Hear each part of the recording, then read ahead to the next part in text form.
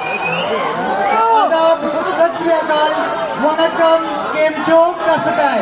Host for tonight, Raviraj Bhosle, and we welcome you all to E-Summit 2023, reminiscing the ethos Bharat.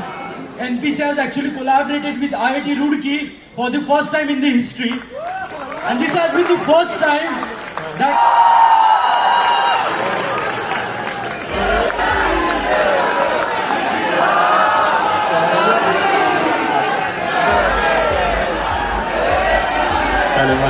welcome on the stage, Aya Bhootwala.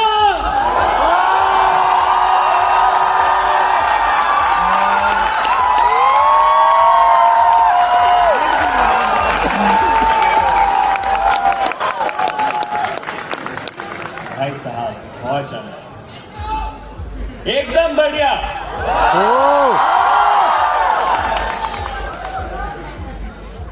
तुम्हें ऐसा क्यों लग रहा है कि ये कॉन्वर्सेशन वाला सेगमेंट है? ये कैसा सवाल है? ये अचानक मेरी मम्मी क्यों बन रहे हो खाना खा रहा है? देखो यार, यहाँ पर मुझे थोड़े मजे देने दो, उसके बाद तो अपने सीने से चाकू ले लेना।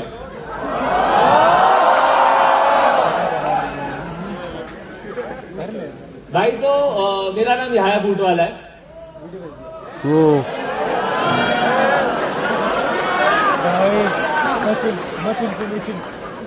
आज मजे लेने आए हो तुम लोग।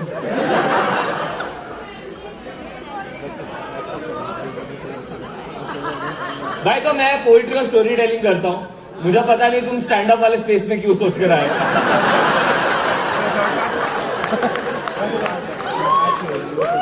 मैं हर्ष गुजराल नहीं हूं कि तुम लोग बोलोगे मैं तुम्हारी ले लूंगा और लोगों को मजे आ जाएंगे। मैं सामने से अपनी स्क्रिप्ट लेकर आया हूं।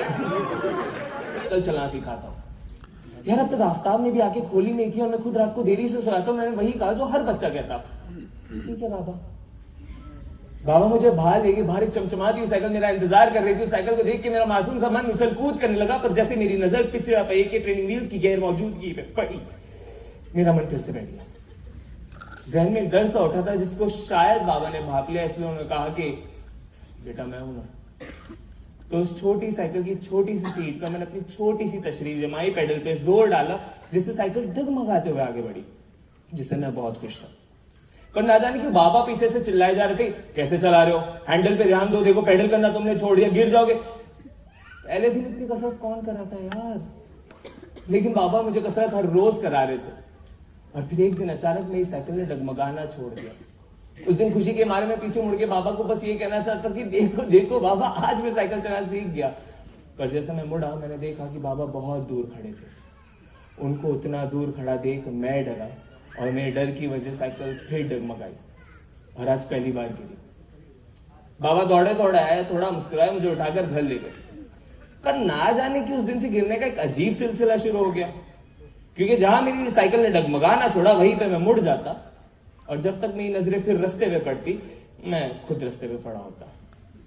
तो एक दिन मैंने सोच लिया कि आज मैं अपने डर को हरा के रहूंगा। तो मैंने अपनी साइकिल को भगाना शुरू किया, इतना तेज इतना तेज इतना तेज इतना तेज। पापा पीछे से चिल्लाए जा रहे थे, बेटा तुम बहुत तेज जा रहे हो, देखो तुम किसी से टकरा जाओगे, गिर जाओगे, चोट लग जाएगी। उनकी सारी नसीहत मानो मेरी रफ्तार में कहीं गुम सी हो गई थी। इससे बस मुझे मोहब्बत हो ही रही थी कि अचानक मेरा पैर फिसला, पेडल से साइकिल किसी रास्ते पर घसीटते हुए जमीन पे गिरा। पहली बार आंखों से आंसू और घुटने से लहू बहा। आज बाबा दौड़े दौड़े आए, बिना मुस्कुराए मुझे उठाकर घर ले गए, और बस इतना कहा कि बेटा कल से साइकिल नहीं चलानी। पर साइकिल मुझे चलानी, क्योंकि कल तक जो मैं गिर रहा था अपने डर की वजह से, पर आज जो गिरा था अपनी बेवकूफी की वजह से। और एक चीज जो मैं जान चुका था कि डर से तो भी लड़ा जा सकता है, पर बेवकूफी को ना सुधारो तो उसको दोहराने की आदत पड़ जाती है, और मुझे वो बेवकूफ नहीं बनना था। तो अगली सुबह मैं उठा, सूरज से पहले साइकिल को स्टैंड से हटाया, मीलों मील चला ले गया, और एक मोड़ से लौट आया बिना गिरे।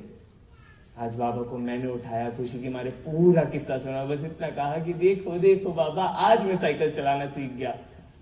बाबा मुस्कुरा और कहा कि बेटा तू सिर्फ साइकिल चला नहीं, आज तो जिंदगी में चलना भी सीख गया।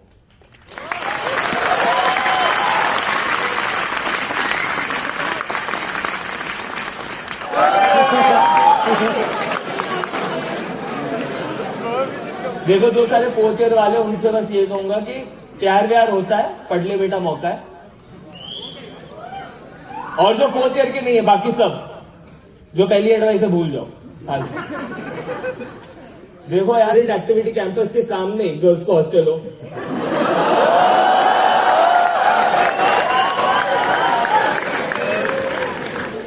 कोइंसिडेंस है क्या कि थर्ड फोर्थ ईयर का जो हॉस्टल है उसके सामने फर्स्ट ईयर वालों का हॉस्टल हो?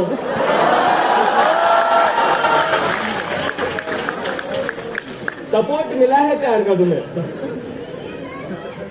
ये लड़कों और लड़कियों में बहुत अलग होता है कि आपको कोई पसंद आता है, सबसे पहला स्टेज है आपको कोई पसंद आता है ना।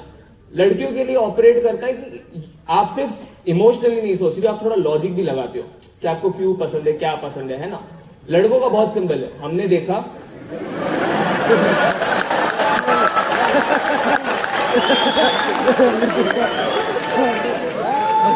और हमारा फर्स्ट रिएक्शन है सुन तेरी भाभी।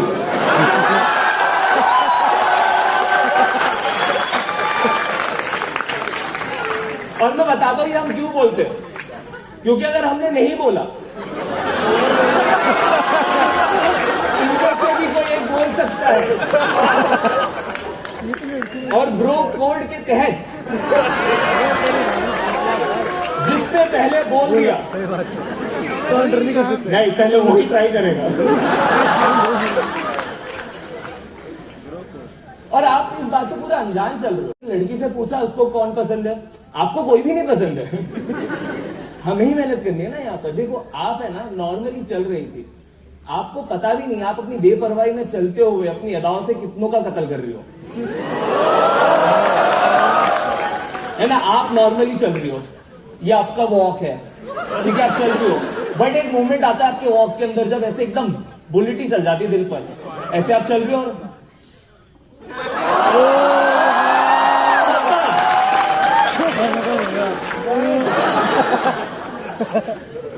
तो यहां पर ना वो वाला इफेक्ट है यार कि हमें परी लगती है यार ये, क्योंकि हम उसके बारे में कुछ जानते ही नहीं। क्लास तक नहीं पहुंचती, हम आपके साथ घर बसा चुके अपनी इमेजिनेशन में। तो उसमें एक पोएम थी, तो हम आपकी सिर्फ तारीफें करना चाहते हैं। तो कविता कुछ ऐसी है कि विनाश के बाद के निर्माण में ली हुई जिंदगी की पहली सांस सी लगती हो कि विनाश के बाद के निर्माण में ली हुई जिंदगी की पहली सांस सी लगती हो तुम, कि जिसके होने से ही सुकून मिल जाता है और जिसका ना होना हर चीज को बेमतलब बना देता है। ये चादर की सिलवटों में छुपे राज सी लगती हो तुम, सुलझने पे भी कहा मेरी निशानियां भुला पाती हो तुम, हर करवट पर मेरे संग लिपटती चली जाती हो, जितना लिपटे संग उतनी मुश्किल जुदाई कर जाती हो। जेवर सी पहनती हो तुम अपनी हर अदा, जेवर सी पहनती हो तुम अपनी हर अदा, बिंदी में सादगी और झुमकों में मेरी जान रखती हो, और वैसे तो दुनिया है तुम्हारे कदमों के धूल बराबर, तुम फिर भी इसे पायल सी पहनती हो। चलता है तुम खुदा के उस अफसोस सी लगती हो, क्यों ना रखूं तुम्हें तारों के दर्जे पे, आखिर तुम सबकी ख्वाहिश में जो बसी हो। और लोग कहते हैं, और ये मेरा मानना है, कि तुम आसमां से आजाद लगती हो, तुम आसमां से आजाद लगती हो, मेरे जमीन की उम्मीदों के लिए जरूरी हो।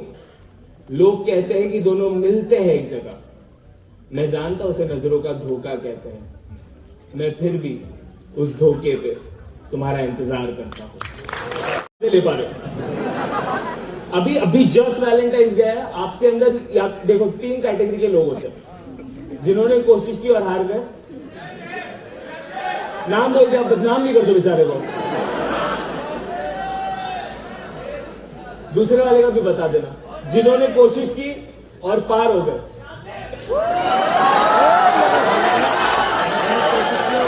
यासिर को एक बार तालियां हो जाए।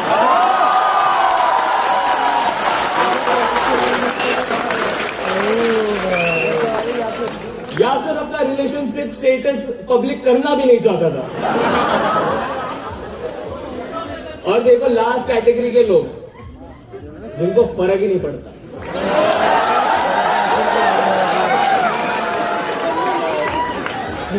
हम अंदर से मान चुके नहीं पटने वाली है।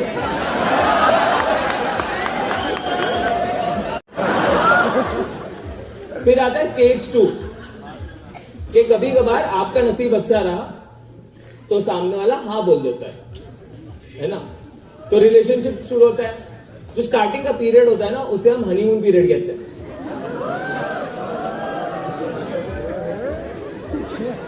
अभी भी तुम हनीमून को हनीमून ही समझ लो।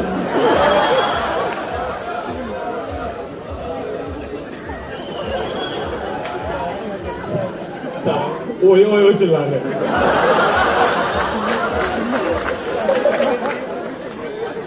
ये बेस्ट है तुम लोग का यार। फैकल्टी आगे बैठी कुछ भी बोल रहे हो पीछे से। मुझे लुक्स का सामना करना है यहाँ पे। तो दूसरा स्टेज जैसे मैंने कहा कि हाँ बोल देते हैं। और जो स्टार्टिंग का हनीमून पीरियड है ना वो एकदम ऐसे क्यूटी क्यूटी जैसे निकलता है। ओवर क्यूट चीजें चल रही है ना कि दुनिया साथ अच्छा है। As a single mechanical person मारने का मन करता है क्योंकि दिल चल रहा होता है।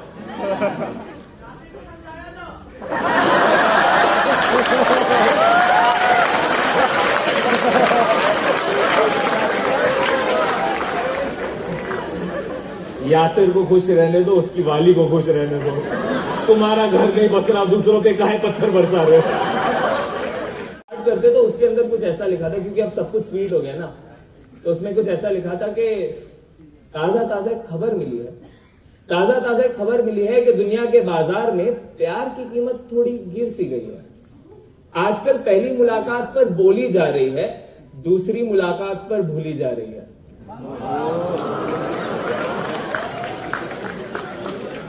लबों पर नाम किसी का और बाहों में किसी के। दिल तोड़ा किसी ने, हर जाना भरा किसी ने। और देखा तो कुछ ऐसा भी है कि राजकुमारी के चुम्मे से कुएं का मेंढक राजकुमार बनता है। और इसको देख के लोग बोलते हैं बताओ अंगूर भी लंगूर से सेट होता है। तारे हैं बातों में फंस गए, तारे हैं तोड़ के लाए सारे हैं। प्यार के अंधे कर गए आसमान को काला ये। फिर अंधेरी रात में भटक गए प्यार का रास्ता ये। लेकिन हाँ अब हो गया है प्यार हमें। देखो खबर थी सारी मुझे लेकिन तीर चला, इश्क हुआ, नींद हराम, काम खराब, हाल एकदम बेहाल है। पर सच बताए उनकी एक झलक के लिए ना हम ये सारे अंजाम के लिए फिर से तैयार हैं। 4 दिन की तो जिंदगी है, इस पे तो ना गवा उसे। पर हम भी ठहरे जिद्दी, जवाब में बस इतना कह देते हैं कि अगर हुआ होता उनसे इश्क तो समझा भी लेते खुद को। पर हुआ उनसे भंवर इश्क है हमें, और भंवर इश्क समझाने के लिए बस इतना कह सकते हैं कि किनारे से दरिया की ओर देखो तो आसमान और दरिया एक रेखा पर मिलते हुए दिखाई देते हैं। वो रेखा दरिया का अंत नहीं है, हमारी नजरों का है। मेरा इश्क उस रेखा के आगे शुरू होता है।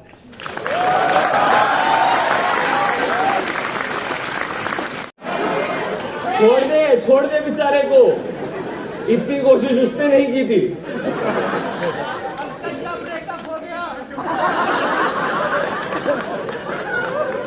ये से दीपक चौरासिया की तरह आके तुमने इंफॉर्मेशन क्यों दी मुझे? रैंडम इंफॉर्मेशन, इसका ब्रेकअप हो गया, चला गया वापस, क्या करूं उसको मैं? पर देखो थर्ड स्टेज जो पर जीवन थोड़ा कॉम्प्लिकेट शुरू होता है, ठीक है, क्योंकि अब झगड़े बढ़ना शुरू हो जाते हैं।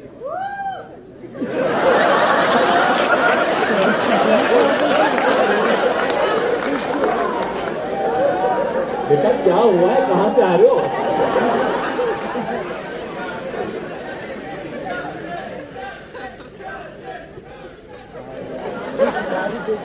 निकालो नारे, निकाल लो।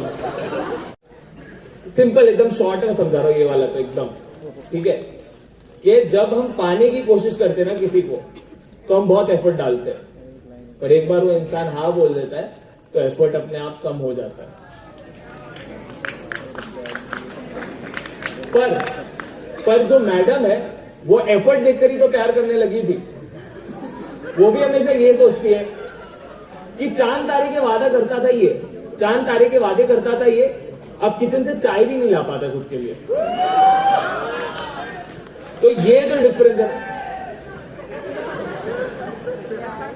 इंतजार कर रहे होते हो तो उस अंत पर खड़े एक आखिरी कोशिश में आप बस कुछ ऐसा लिखते हो कि खुलती तेरी जुल्फे वक्त के कांटों को भी कमजोर कर दिया करती है, खुलती तेरी जुल्फे वक्त के कांटों को भी कमजोर कर दिया करती है।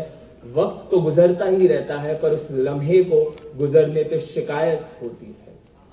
खुद ना रुक सकता तुम्हारे लिए तो मुझसे बेहद वो जलता है, जब भी हमें साथ देखता है रकीब मेरा और तेजी से गुजरता है। तुम्हें अलविदा कहने के ख्याल से ही सहम जाता हूं मैं, तुमसे मोहब्बत है बस ये कहना भूल जाता हूं मैं।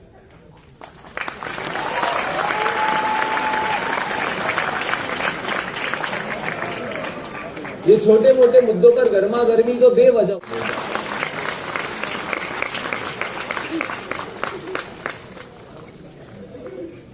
और फिर आता है दी इनएविटेबल फोर्थ स्टेज, जब आप कहते हो देखो कट गया ना भाई से, या तो आप चन्ना मेरे यहां से इडली कह सकते हो,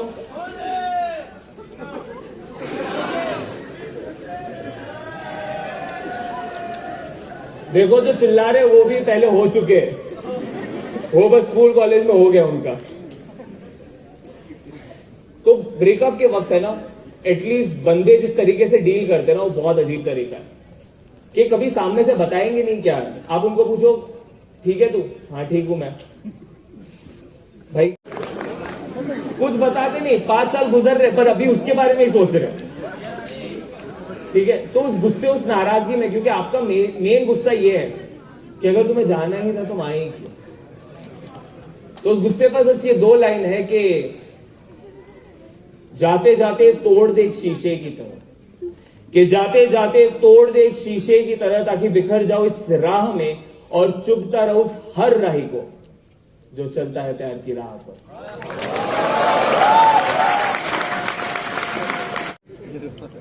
वो वाला नहीं है, वही कह रहा हूं, वो वाला नहीं है।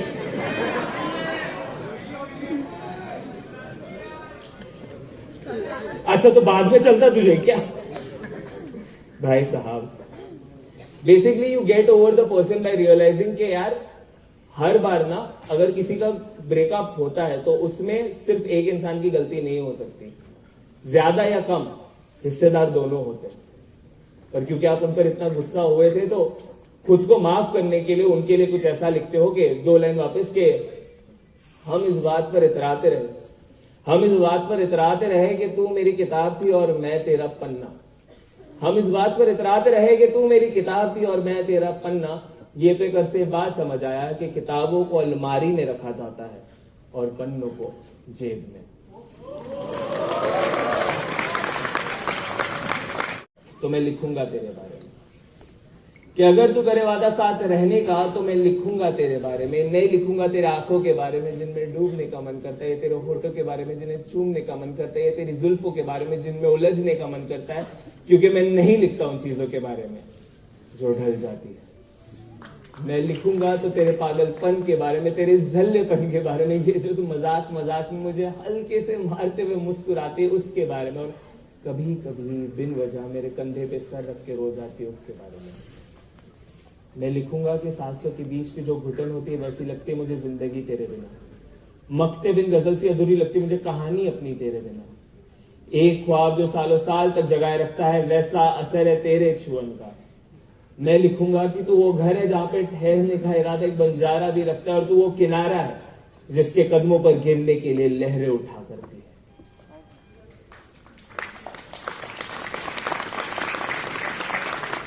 कि तेरे बदन की हर करवट को मैंने अपनी उंगलियों से याद किया, तेरे आंखों के बीच का फासला मैंने अपने होठों से नापा है।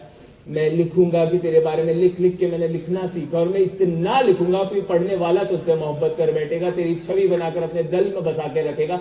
जब भी इबादत का अपना सर झुकाएगा तो तुझे पाने की दुआएं मांगे, और जब भी वो पढ़ने वाला हमें साथ देखेगा तो वो भी खुदा से यही पूछेगा कि क्या हुई खता हमसे कि ऐसा प्यार हमें नसीब ना हुआ।